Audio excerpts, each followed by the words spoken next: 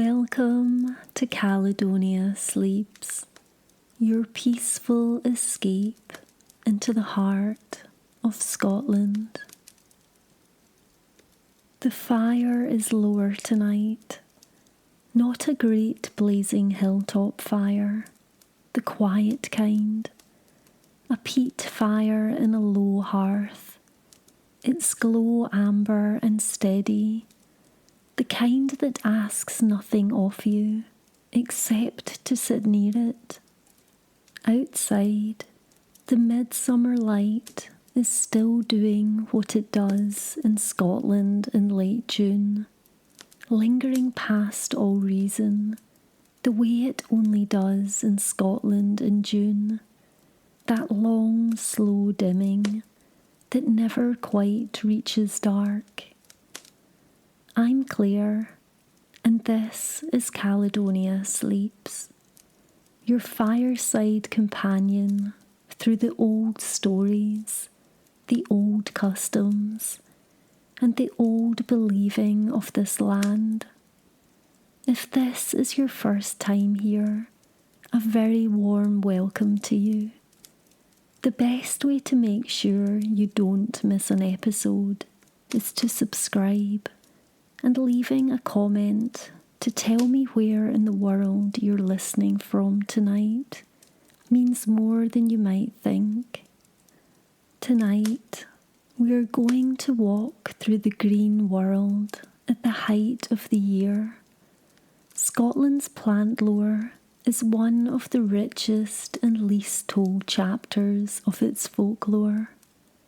Every moorland, every riverbank, every kirkyard wall in this country is overgrown with stories, plants that marked the paths of the fairy folk, plants that kept in their roots and flowers a knowledge older than any written record. The green world is at its height right now. Everything is in full growth. The rivers are running clear and cold over their stones. The air smells of warm grass and something sweeter underneath. Elderflower, if you know to look for it, drifting on the evening air. The bees are still working, even at this hour, moving through the long light with a drowsy purpose that feels entirely right for a June evening in Scotland. The hills are green all the way to their tops. The sky is enormous. Come and walk with me through it. Right now, in late June, there is one tree above all others that announces the season. The elder is in flower.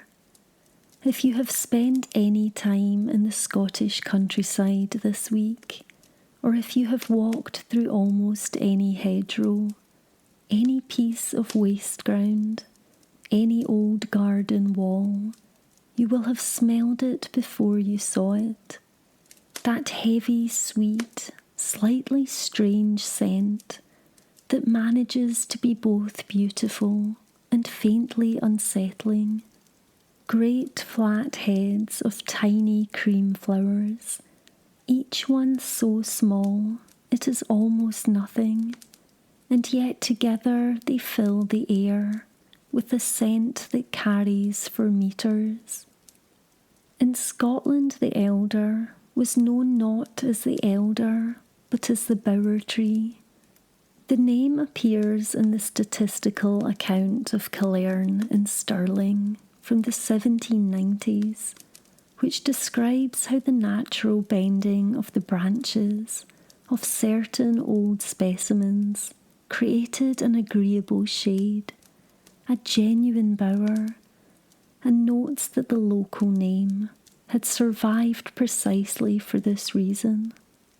Bower tree turns up in place names across Scotland, and in Gaelic the elder was droman or rúis, a name old enough to appear in early medieval texts and to leave its mark on the landscape at places like Strathrusdale in Easter Ross.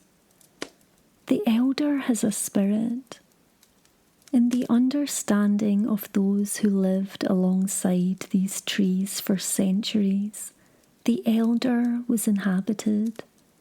Her name, as Scandinavian tradition had it, was Hildamere, the elder mother, and she was not a benign presence exactly, nor a malevolent one. She was a presence that required acknowledgement. Before you cut a branch from an elder, you asked permission. The traditional form of words, recorded across Britain and the Nordic countries, ran something like this: Elder Mother, let me borrow some of your wood, and when I turn into a tree, you can have some of mine. You waited. Her silence was her consent. Failed to ask, and the consequences ranged from bad luck to illness, to something worse that the old accounts tended not to specify too precisely. But the wood had a reputation for fighting back. A piece of elder furniture that behaved strangely in the night, a walking stick that seemed to tire the hand. The elder remembers. You did not burn it. This was one of the most consistent prohibitions in Scottish plant lore.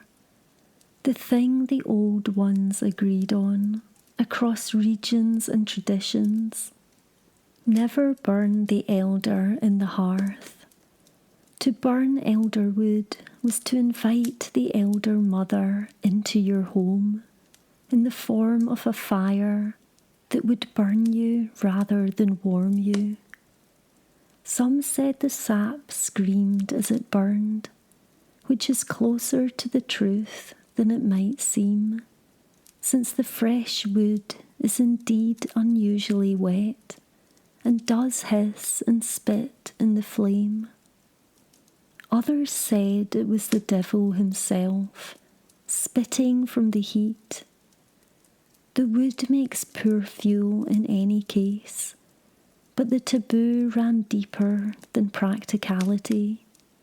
There was something about the destruction of the tree by fire, the element the tree was supposed to guard against, that felt like a violation, because the elder was also a protector. While the rowan stood at the front of the house and the juniper smoke purified the rooms, the elder's place was at the back door, planted near the kitchen entrance, self-seeded in the yard. Its presence was said to keep harmful spirits from entering through the servants' passage, from coming in with the water and the wood, and the daily commerce of the household. A self-seeded elder, one that had chosen to grow there without human intervention, was considered particularly auspicious. A gift. You did not move it. You did not remove it. You left it where it had put itself and felt the better for its company. And in the Harris tweed industry, the elder contributed something both practical and beautiful. Blue and purple dyes were extracted from the berries in autumn, yellow and green from the leaves, grey and black from the bark. The same tree that guarded the back door also coloured the cloth. The Gaelic word droman gave rise to dromanach, a specialised wooden peg used to secure thatch on Highland and island roofs. elderwood pressed into the very structure of the house, holding it together against the wind. But let us come back to the flowers, to right now. The elder's relationship with midsummer and with what moved through the world on midsummer nights is specific and particular. According to tradition, preserved across the Celtic fringe, and in Scottish sources collected in the 18th and 19th centuries, the best time to see the fairy court, the Skye, moving through the landscape on their own roads, was under an elder on Midsummer's Eve. Not inside a fairy mound, not at the top of a hill, under an elder, in the moment when its flowers were at their fullest and its scent was heaviest on the evening air. Sleeping under an elder was something else again. The scent of the flowers in quantity has mild sedative properties, the leaves especially, the flowers to a lesser degree, and tradition held that to sleep under an elder was to invite vivid dreams of the other world.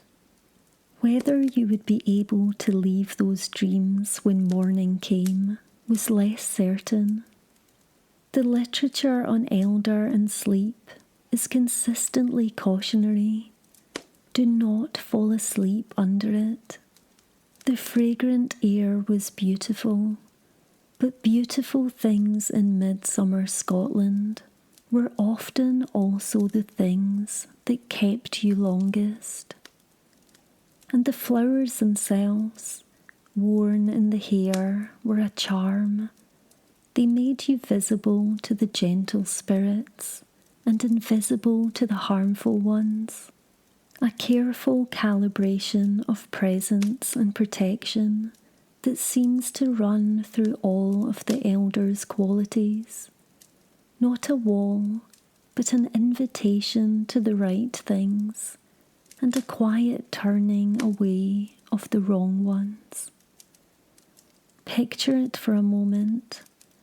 A still evening in late June, the light low and golden, and not going anywhere quickly.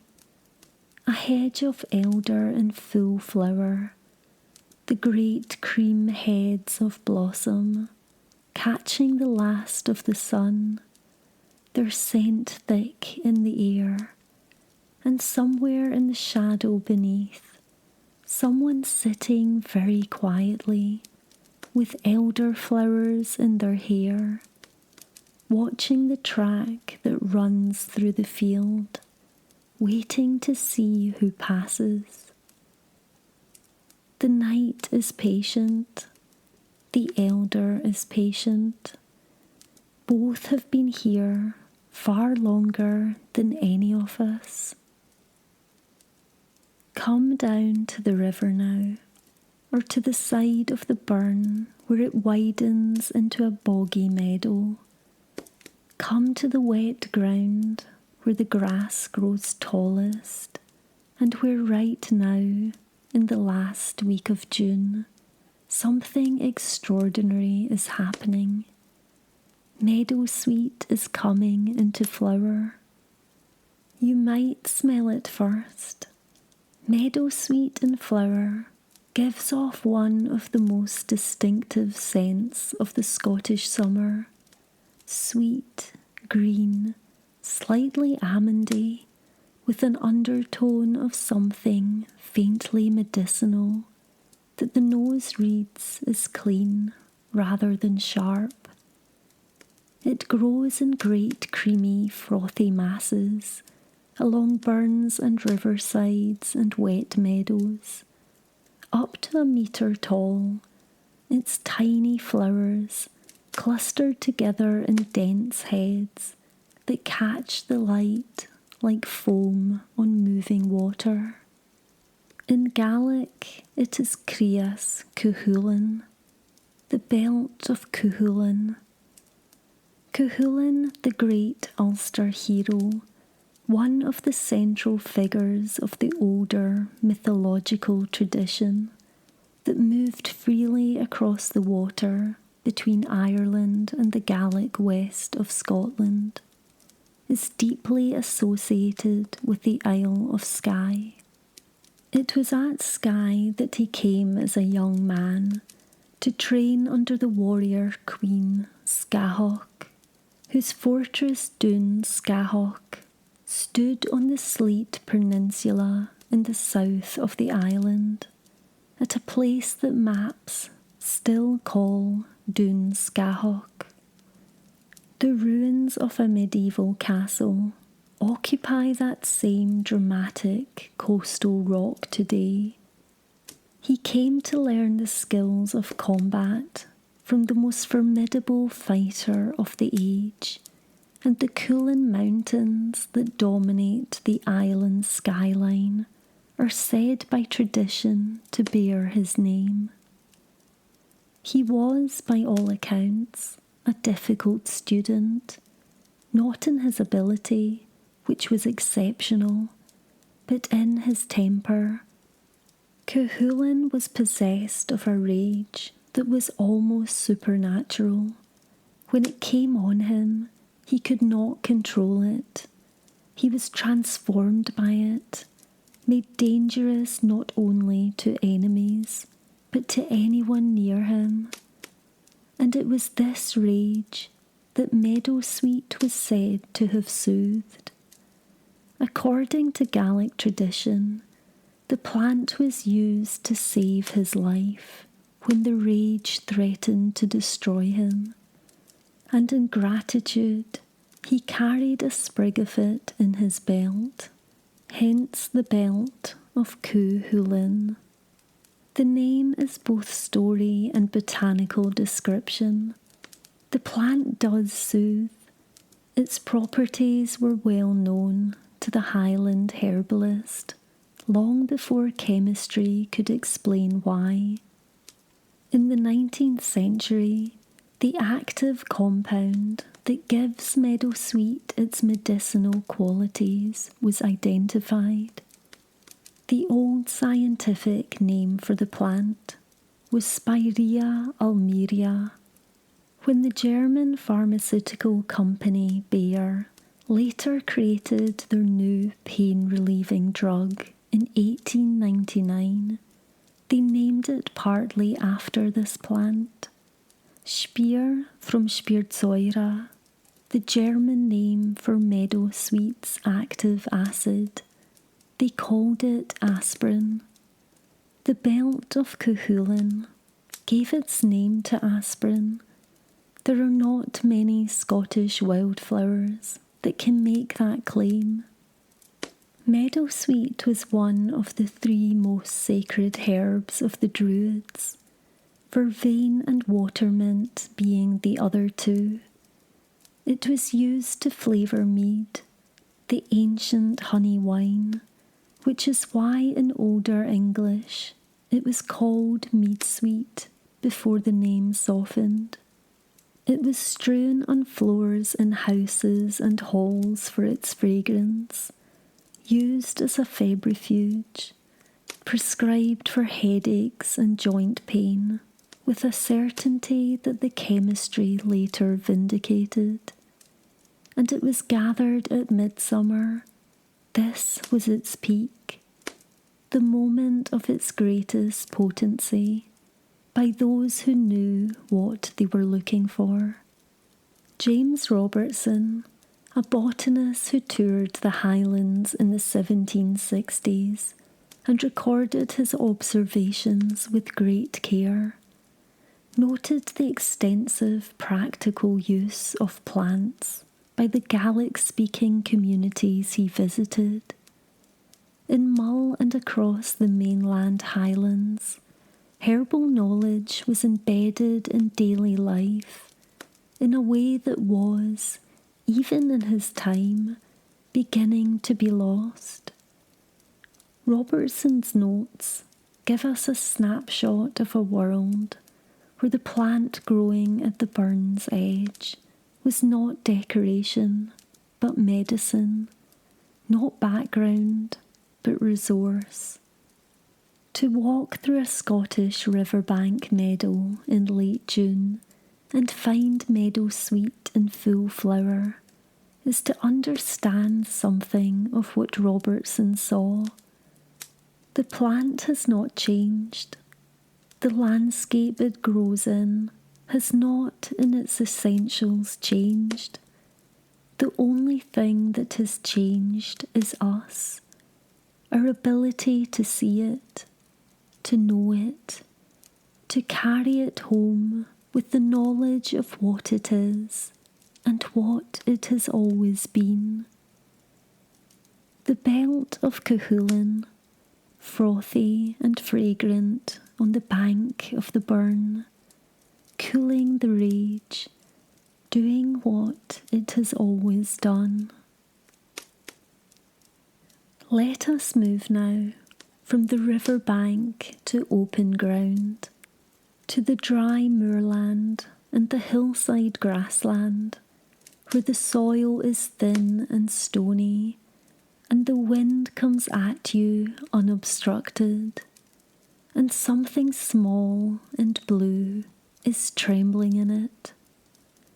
This is a Scottish bluebell, not the English bluebell, which carpets woodland floors in spring and is an entirely different plant. In Scotland, the name bluebell belongs to Campanula rotundifolia, the harebell, a slender, fragile-looking thing. Its flowers the truest blue of almost anything growing in the Scottish countryside, hanging on stems so thin and wiry that they seem to tremble even when the air is still. It blooms through the summer and into autumn. You find it on dry grassy hillsides, on heathland, on cliff tops and sand dunes, anywhere the soil is thin and the ground is free of the rank, taller growth that would overwhelm it. What strikes you first, every time, is how it moves. The slightest air current sets those hanging bells nodding and trembling, and it is out of this movement, this perpetual trembling, this sense of something always on the verge of ringing, that most of its folklore grows. The Scottish bluebell has accumulated more names than almost any other wildflower in the country. Dr. Gregory Kenneser of the Royal Botanic Garden, Edinburgh, in his work cataloguing Scottish plant names across the country's many languages, has found the harebell generously represented. Fairy thimbles, witches' thimbles, witches' bells, dead man's bells, all man's bells, millcourt, blort. Each name tells you something about how people understood this flower. Fairy thimbles, small enough to belong to another world, delicate enough to have come from somewhere beyond the ordinary. Witches' bells, a less comfortable association, suggesting that the ringing, if you could hear it, would be calling something you would not necessarily wish to encounter. Dead man's bells, the sound of something that told for the dying, and all man's bells, the old man's bells, with the old man being a name sometimes applied in Scotland to the devil himself, which meant that to pick these flowers in some parts of the northeast was to pick the devil's own property. Walter Gregor, whose notes on the folklore of the north-east of Scotland, published in 1881, is one of the most valuable records of vernacular Scottish belief, wrote plainly. The bluebell was regarded with a sort of dread. People spoke of it uneasily. Children were warned away from it. It had associations with the other world that made the straightforwardly beautiful business of picking wildflowers feel, in this case, inadvisable. The tradition was that the bells, if they rang, called the Skye to their gatherings, not tiny winged creatures. Those of you who have been with us through the series know the Skye far better than that. They are older, stranger, more human in proportion, and more dangerous in nature. The bells called them to assemble, and anyone who heard the bells ring was in a different position than they had been a moment before. There was also the hare. The harebell takes one half of its common English name from the animal that frequents the places where it grows: dry hillside, heathland, open moorland, the same terrain the mountain hare prefers, and the hare, in Scottish folk belief, was among the most ambiguous of creatures. Witches were said to take the form of hares. To see a white hare on a winter hillside was an omen, and the connection between the witch as hare and the harebells growing in the places hares frequented became in the folk imagination a circle that closed on itself neatly. The witch transforms into a hare. The hare hides among the bluebell stems. The bells bear her name. There is one more belief about the Scottish bluebell worth carrying with you, and it is a gentler one. A person who wore a garland of bluebells was said to be compelled to speak only the truth. The bells, trembling with their perpetual small motion, would call out any lie before it could be spoken.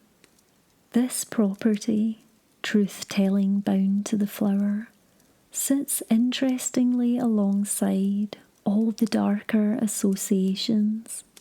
It suggests that what the bluebell really represented was not evil but disclosure, the thing that could not be hidden, the ring that always sounded. Look at them on a Scottish hillside on a summer day, trembling in the lightest movement of air, the sky behind them matching their exact shade of blue. They look innocent. They look as if they were made simply to be beautiful in the breeze. And perhaps they were, but the old names remember something else. If you have walked through Scottish woodland in June, or across any cleared hillside, or along any road through the Highlands, you will have seen foxgloves. It is impossible to miss them. They are tall, a metre and a half, sometimes taller, and they rise above the surrounding vegetation with a kind of deliberate presence, their spires of flowers unmistakable, deep pink to pale lavender, spotted inside with darker markings, each flower a bell shape large enough to fit a finger into. They lean slightly, they have a quality of watching. The name in Gaelic was Lewsmore, the great herb, not a modest name, not the sort of name you give to something you are uncertain about. Lose more, the most powerful herb, the one that stood above the rest, both literally and in the understanding of those who worked with plants. In English, the etymology of foxglove has been debated for centuries. The most compelling reading, and the one with the strongest folklore roots, is that the fox is a corruption of folks, and folk in older usage meant the fairy folk. Foxglove. In Scotland specifically, one of the common names was witches' thimbles. The same instinct, a flower whose shape suggested the presence of hands that were not human. But the tradition in Highland and Gaelic Scotland was not about small creatures at all. It was something more spatial and more serious. The foxglove marked paths. The Skye moved through the landscape on routes that were invisible to human eyes, but real and consequential. Fairy paths, invisible roads that ran across fields and through settlements and over hillsides. To build across one was dangerous, to block one was worse, and one of the ways those paths were said to be legible for those who knew how to look was by the plants that grew along them. The foxglove, tall and conspicuous, standing on cleared ground, in places where its presence was not easily explained, by soil or shade. This was a marker, not a coincidence. W.Y. Evans Wentz, in his foundational 1911 work, The Fairy Faith in the Celtic Countries, documented this tradition across Scotland, Ireland and Wales. The foxglove appearing at the edge of a field, at the corner of a building plot, at the side of a track.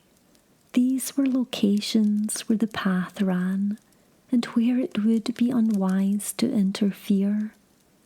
There are accounts from rural Highland Scotland of buildings that were planned and then moved, of walls that were begun and then taken down, because the foxglove was growing where the foundations were meant to go. This is not superstition in the dismissive sense. It is a system of reading the landscape that placed the evidence of long established tradition above the convenience of a particular building project. The foxglove was both beautiful and dangerous, and that double nature was understood from the beginning. All parts of the plant are toxic, the leaves especially, containing compounds called cardiac glycosides that in the wrong dose cause precisely the kind of crisis their name suggests. The older names included dead man's bells, the same mortality association that clustered around the Scottish bluebell, suggesting a similar awareness that something beautiful could also kill. And yet the healing tradition around the foxglove is equally ancient. In Gaelic folk medicine, a preparation of foxglove leaves, carefully in the hands of someone who knew what they were doing, was used to attempt to revive those struck by the fairy affliction known as Búlia, the fairy stroke. A person wasting away without apparent cause, sickening slowly, becoming not quite themselves. This was understood as someone touched by the she, and the great herb was one of the treatments attempted. The logic was consistent. The plant that marked the fairy paths also held in its carefully controlled power the means of calling someone back. The foxglove is flowering now across Scotland on every cleared hillside and woodland edge where the acid soil suits it, tall and quiet and watching. Stand near one and look at it properly, not as decoration, not as scenery, but as something that has been noticed and named and respected for longer than anyone living can remember. We are not quite at the heather yet. That purple abundance, that moment in August when the Scottish hills take on the colour that no other landscape in the world quite replicates, is still weeks away. What you can see now in late June is heather in bud, green and tight and waiting. The bees know it's coming. They are already moving through the heather stems with a kind of anticipatory industry. But the stories do not wait for the flowering. In Gaelic, heather is fruich. It appears in place names across the entire Gaelic world. Alt Fruich Corrie in Glen Affric is a stream of the heather corrie, and there are dozens more. The word threaded through the Highland landscape like a stitch. Heather covers 5 million acres of Scottish moorland. No other plant defines the visual character of the Highlands at such scale, and its uses were equally extensive. The long leggy stems made durable thatching. Heather rope was strong enough to withstand seawater. Dried heather was used as bedding, the smell of it to be among the finest natural scents for inducing sleep. People made yellow dye from it for cloth. They brewed heather ale. The heather ale. This is where the history reaches back beyond anything we can clearly see, into the country of the Picts. They brewed a drink from heather alone, no hops, no malt, as we understand it, just the heather blooms and their nectar providing both flavour and the means of fermentation. Archaeologists have found traces of a fermented heather drink on a pottery shard from the Isle of Rum, estimated to be 3,000 years old. The heather ale was being brewed before the Romans reached Britain, before the Gaels came from Ireland, before almost everything we call Scottish history had begun, and the legend of its loss is one of the most striking in all of Scottish tradition. Robert Louis Stevenson set it to verse in his 1890 poem, Heather Ale, a Galloway Legend, drawing on a story far older than himself. The Picts had been defeated. All but 2 are dead, a father and his son, cornered on a cliff top above the sea. The victorious king offers them their lives if they will give up the secret of the heather ale. The Pictish father considers. He agrees, but asks that his son be thrown from the cliff first, because he fears the boy cannot bear the secret in silence, while he himself could carry it to his grave.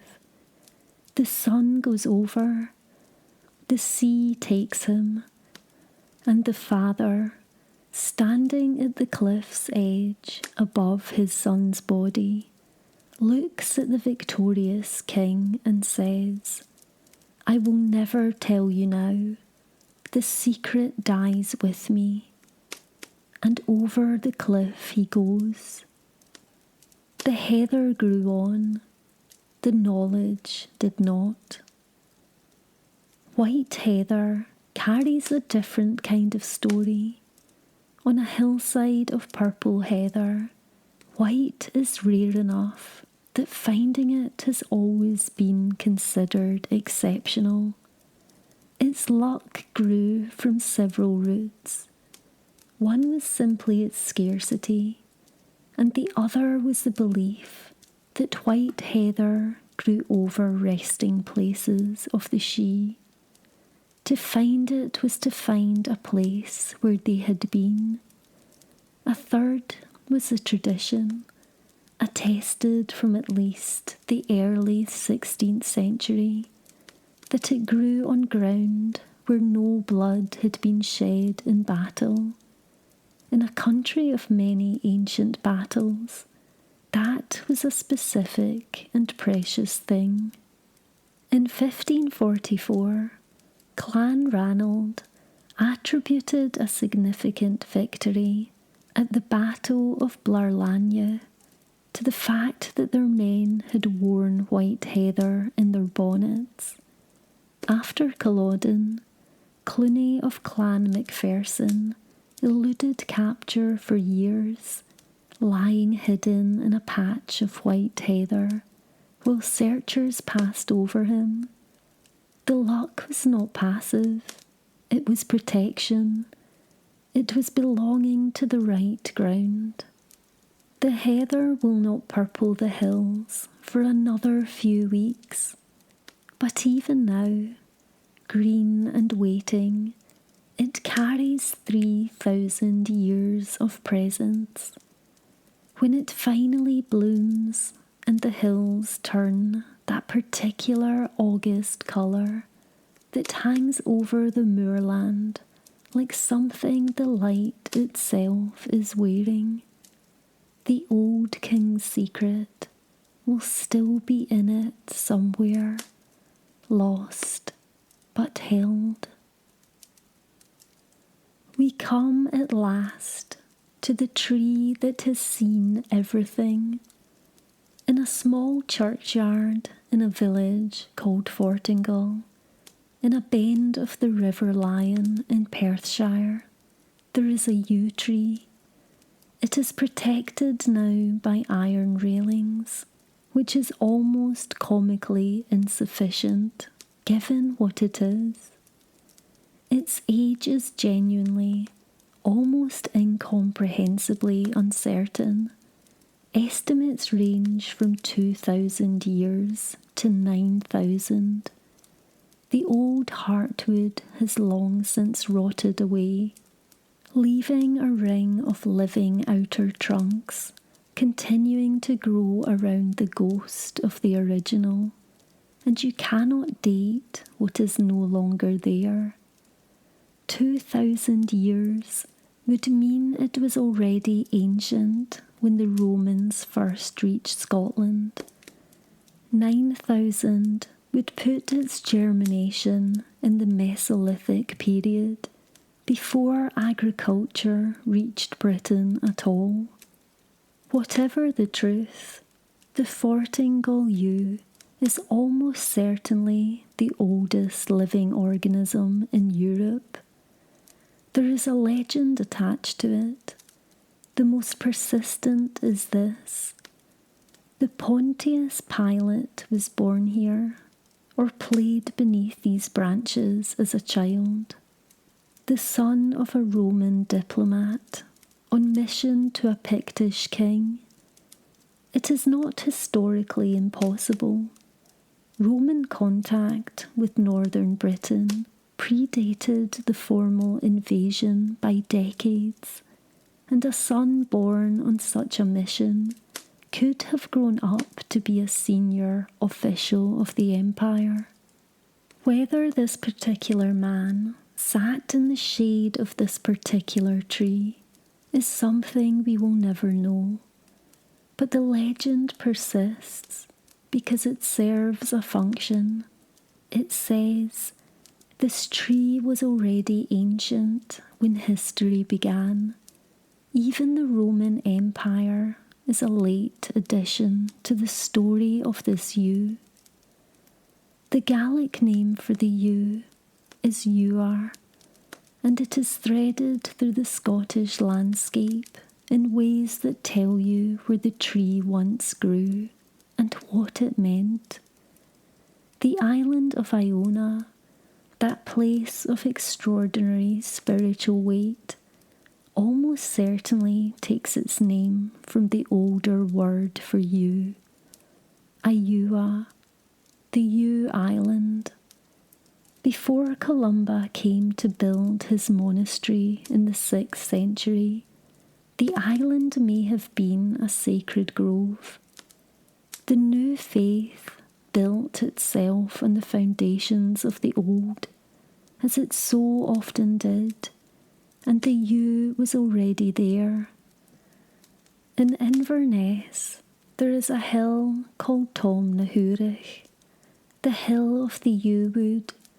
It sits just to the west of the city centre, thickly wooded and steep, and it has been a burial ground in various forms for a very long time. The clan Fraser cut their bow blanks from the yews of Tom na Húrich.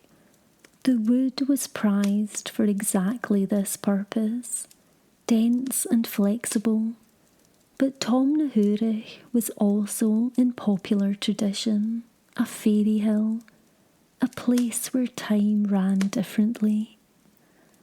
The old story told about it goes like this. 2 pipers came to the hill one evening, drawn by music they heard drifting from somewhere below the ground. They followed it inside. They played for what seemed like a single night. When they came back out, they stepped into a Scotland they did not recognise. The language changed around them, the clothes wrong, everything they had known transformed. A century had passed while they played for the fairy folk in the hill of the yew wood. The Sleeping King tradition found a home there too. Thomas the Rhymer, whose own story we told in a previous episode, was said by some accounts to lie beneath Tom na Húrich's yews, waiting with an army in the darkness of the hill for Scotland's hour of greatest need. The yew was understood across the Celtic world as a tree of both death and regeneration. Its capacity for renewal is genuinely extraordinary. As the heartwood rots, the outer portions continue to grow. New trunks arrive from the rim of the old. The tree is reborn from its own decay, again and again, so that what appears to be a ring of separate trees may be at root a single organism that has simply outgrown its original form. This quality, living through its own death, emerging again from what seemed to be ending, made the yew the tree of resurrection in a way that went beyond mere symbol. It demonstrated the principle it represented. You find yews in kirkyards, many of them, the association between the yew and the dead is one of the oldest continuous traditions in Scotland, and the sight of a dark yew against an old gravestone is simply right. The tree that lives longest, standing among those who no longer live at all. The tree that outlasts the inscriptions, that outlasts the memory of who lies beneath it. Stand near an old yew and feel, if you can, the quality of its stillness. It is not the stillness of something asleep. It is the stillness of something that has been watching for a very long time and does not need to move to see everything that passes. The Fortingall Yew has watched the entire recorded history of Scotland come and go, and it is still there, still growing, still putting out new growth at its edges. It will almost certainly be there long after we are gone. The fire in the hearth has settled to embers. Outside, the midsummer light is doing its last work on the horizon. That gradual, reluctant thinning that takes so much longer in Scotland than anywhere south of it. The sky is still faintly luminous above the hills. It will be for a while yet. We have walked a long way through the green world tonight. We stood under the elder in the evening light and understood why generations left it where it chose to grow and never burned it in the hearth. We bent over the river bank where meadowsweet foamed against the dark water and remembered a hero's rage and the plant that cooled it and the word aspirin. We watched the Scottish bluebells trembling on the moorland, those small blue bells with their many uneasy names, and heard them almost ring. We stood in the shadow of the foxgloves on the cleared hillside and thought about the invisible paths they mark, the paths that run through this landscape, whether we can see them or not. We looked across 5 million acres of heather, not yet in flower, and remembered an old king on a cliff above the sea, and a secret that went over with him. And we sat beside the oldest tree in Europe, in its small Perthshire churchyard, and felt what it is to be in the presence of something that has outlasted everything. Each of these plants is still growing tonight, right now, somewhere in Scotland, in some riverbank or moorland or kirkyard. Each one of them is exactly as it has always been.